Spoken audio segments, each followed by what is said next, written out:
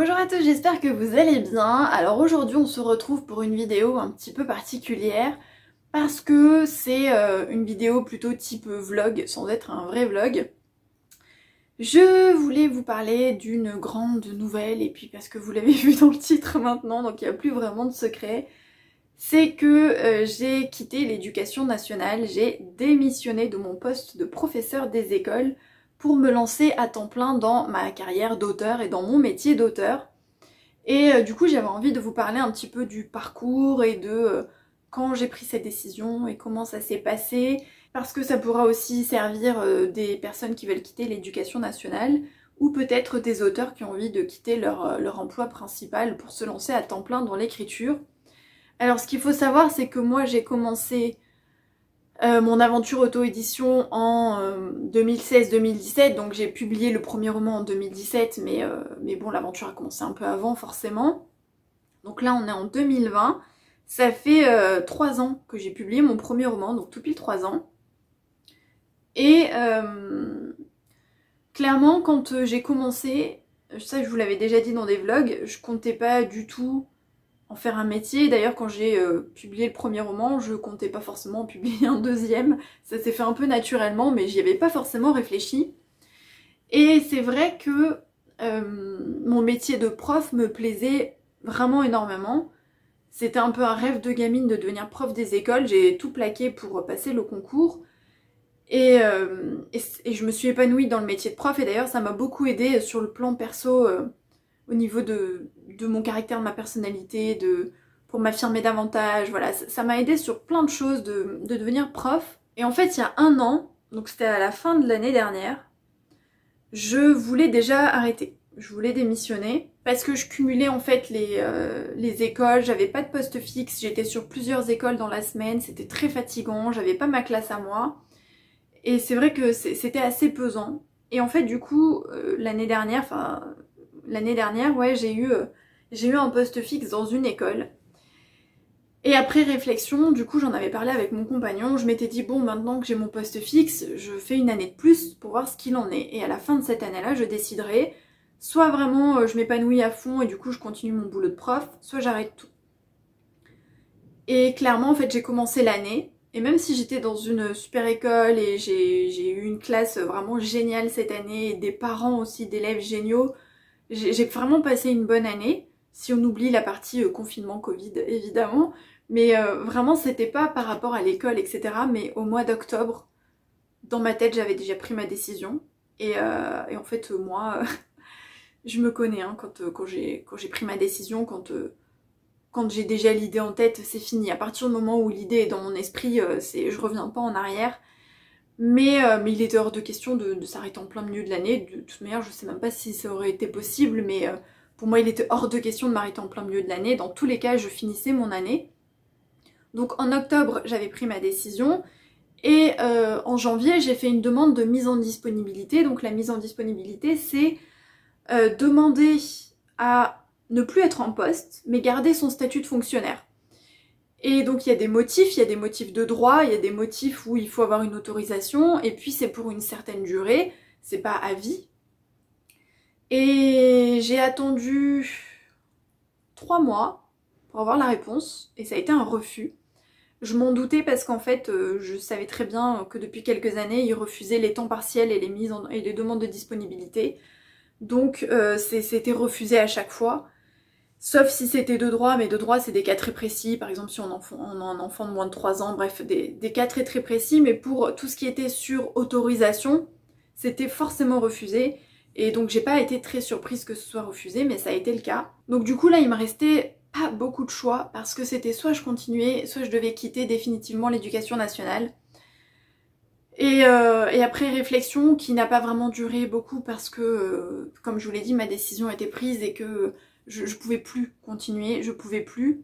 Le fait est que j'ai eu de la chance, quelque part, c'est que comme on a été confinés, j'ai pu travailler de chez moi et avoir un aperçu de ce que pourrait être mon quotidien si je travaillais à la maison. Alors évidemment, il y avait toujours l'école à côté.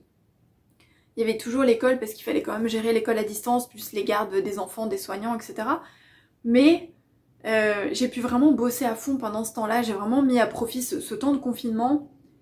Et j'ai vu la différence et surtout j'ai vu que c'était ce que je voulais et que quelque part ce confinement était tombé à pic parce que j'en pouvais plus.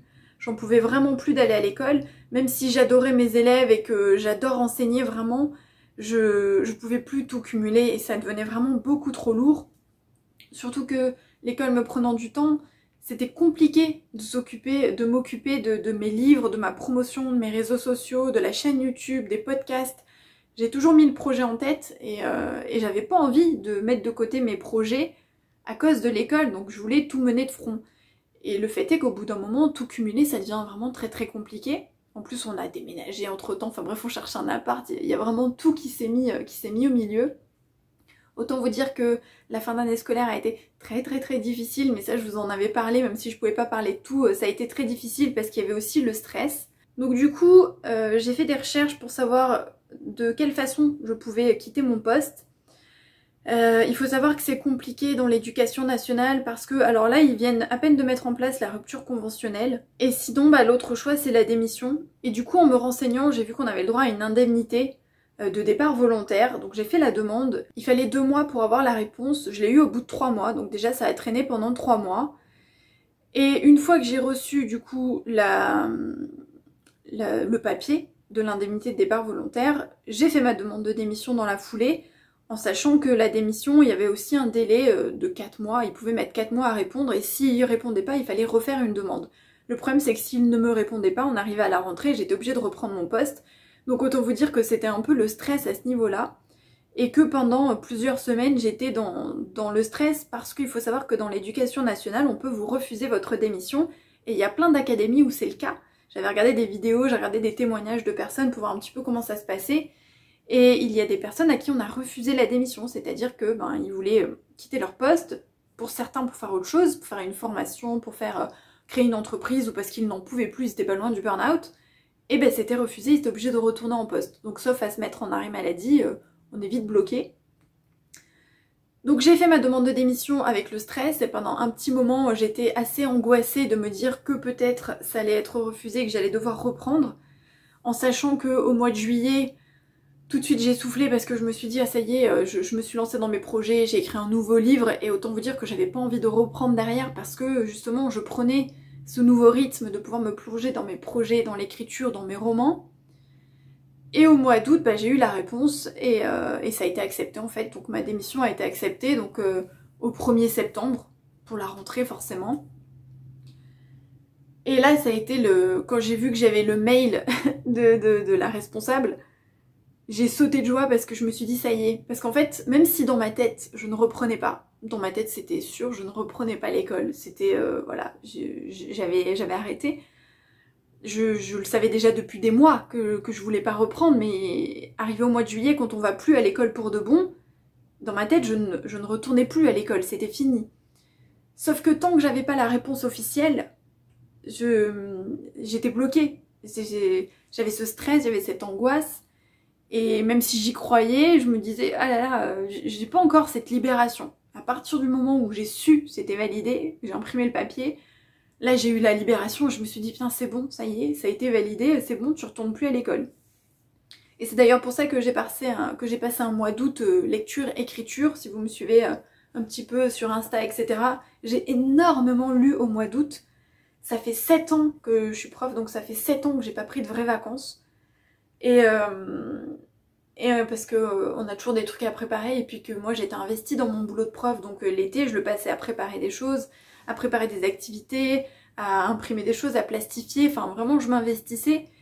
Et là en fait cet été du coup j'avais rien à préparer et ça a tout changé parce qu'en juillet j'ai écrit un bouquin et en août j'ai lu et j'ai lu plus d'une quarantaine de bouquins, je crois que je suis presque à 50 en fait, j'ai lu 50 bouquins dans le mois.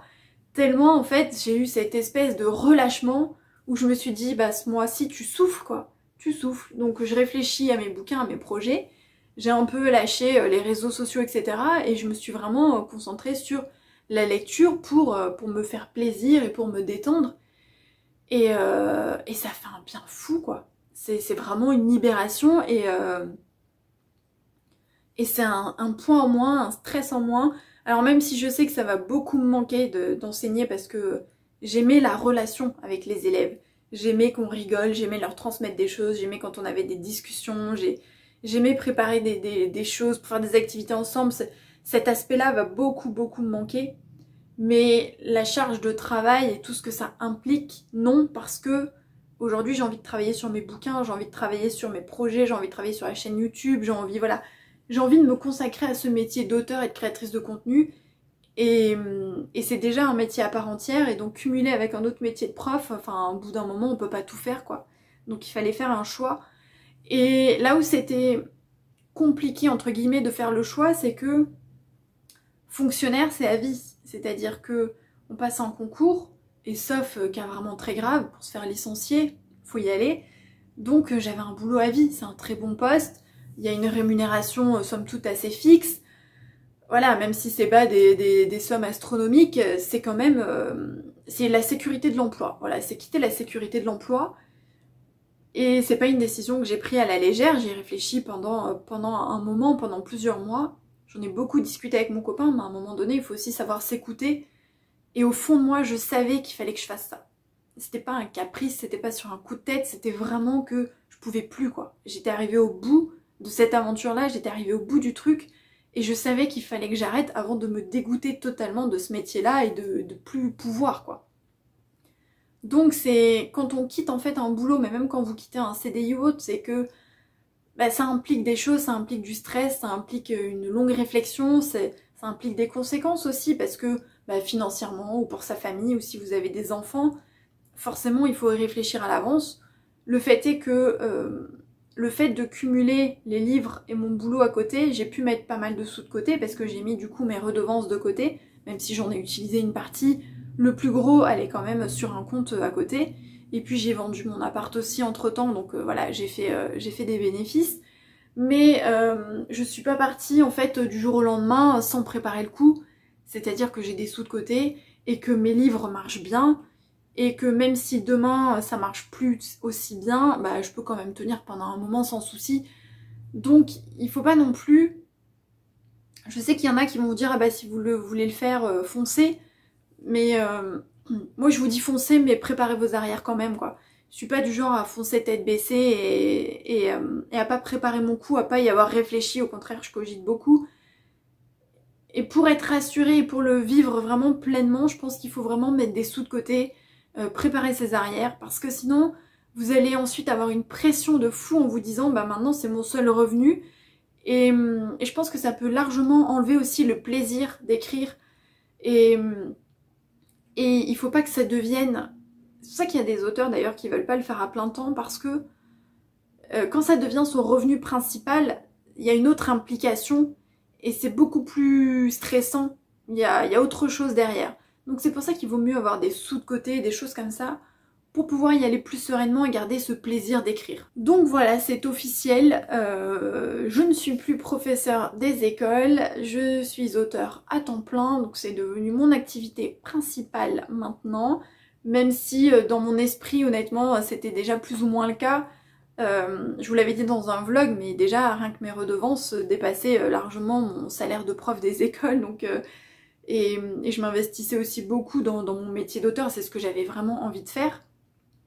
Donc petit à petit ça a déjà basculé pour que cette partie-là de ma vie prenne beaucoup plus de place que mon métier de prof. Voilà, c'est progressivement ça a pris de l'ampleur jusqu'à ce que la décision, le choix logique soit de tout arrêter et de tout quitter pour vivre de ça et pour être auteur à temps plein. Et en fait je suis pas stressée parce que mes bouquins marchent bien pour le moment, parce que j'aime écrire, parce que j'ai plein d'idées de romans en tête, parce que je me dis que si ça foire c'est pas grave, je peux faire des corrections parce que je l'ai déjà fait, et que je sais que je connais suffisamment d'auteurs pour avoir un revenu complémentaire si besoin, et parce que je me dis que s'il le faut, je prendrai un autre boulot et puis c'est pas grave.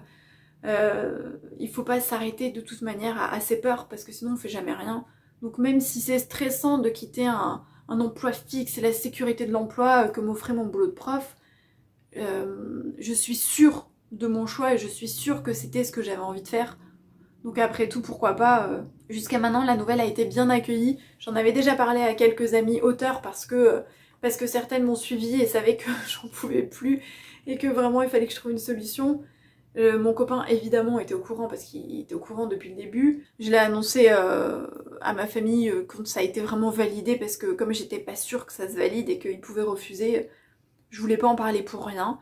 Mais même là ça a été bien accueilli parce que le fait est aussi que à mon âge je suis plus une gamine quoi. Donc je sais ce que je fais et puis je mène ma vie et puis même si je me plante, c'est pas grave.